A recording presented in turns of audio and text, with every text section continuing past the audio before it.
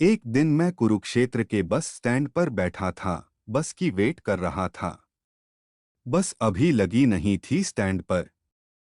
मेरे हाथ में किताब थी। मैं किताब पढ़ने लगा। मुझे किताब पढ़ते अभी 5 से 10 मिनट ही हुए होंगे। इतने में एक 10 से 11 साल की लड़की मेरे पास आकर रुकी। उसके साथ में एक छोटा भाई भी था, 5-6 साल का होगा। वो आकर बोली, अंकल जी मेरे पास 10 रुपए के 4 पेन है, ये खरीद लो, और हमें बड़ी भूख लग रही है, हम कुछ लेकर खा लेंगे।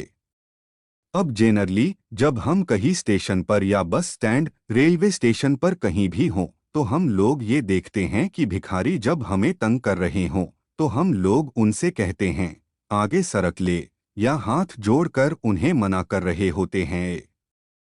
लेकिन उस टाइम वह बेटी मांग नहीं रही थी, कुछ बेच रही थी, एक बिजनेस कर रही थी एक तरीके से। फिर भी कुछ सोच विचार के मैंने कह दिया, बेटा मुझे नहीं चाहिए। तो उसने एक सवाल किया जो मुझे बड़ा प्यारा लगा। वह बोली, मेरा सवाल है आपसे, अगर आप लोग हमसे कुछ खरीदोगे नहीं तो हम खाएंगे कैसे?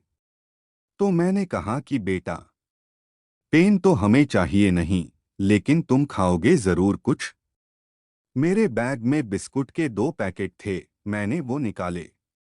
एक उस लड़की को पकड़ा दिया, एक उसके भाई को दे दिया।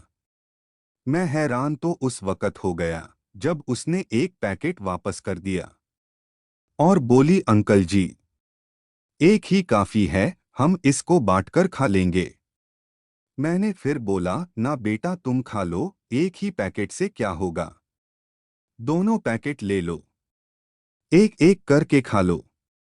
लेकिन उस लड़की ने जो इस बात का जब जवाब दिया, तो मैं हैरान रह गया।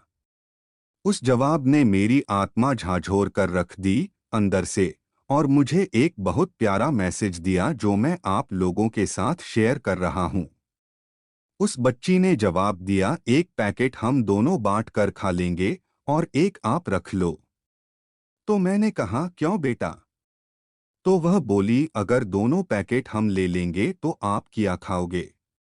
दोस्तों, इस संसार में करोड़ों अरबों कमाने वाले लोग जो उन्नति के नाम पर इंसानियत को भी ताक पर रखते हैं, और इंसानियत को ताक पर रखकर बहुत ज्यादा लोगों को लूटने पर लगे हुए हैं।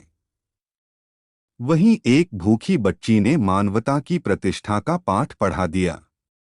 मैंने अंदर ही अंदर अपने आप से कहा, इन्हें कहते हैं आत्मा के तृप्त लोग। लोभवश किसी से इतना भी मत भी ना लेना दोस्त कि उसके हिस्से का भी हम खा जाएं। उम्मीद करूंगा कि आपको ये चर्चा, ये फिक्रा, ये घटना अच्छी लगी होगी और आप इस संदेश को अपने जीवन में जरूर लागू करेंगे। और संदेश क्या है? आत्मा से तृप्त बनना है और लोभवश इतना नहीं खा जाना कि भाई का हिस्सा भी खा जाओ हो या किसी दूसरे का हिस्सा भी खा जाओ। कर्मफल के सिद्धांत से हमें कोई नहीं बचा सकता। धन्यवाद।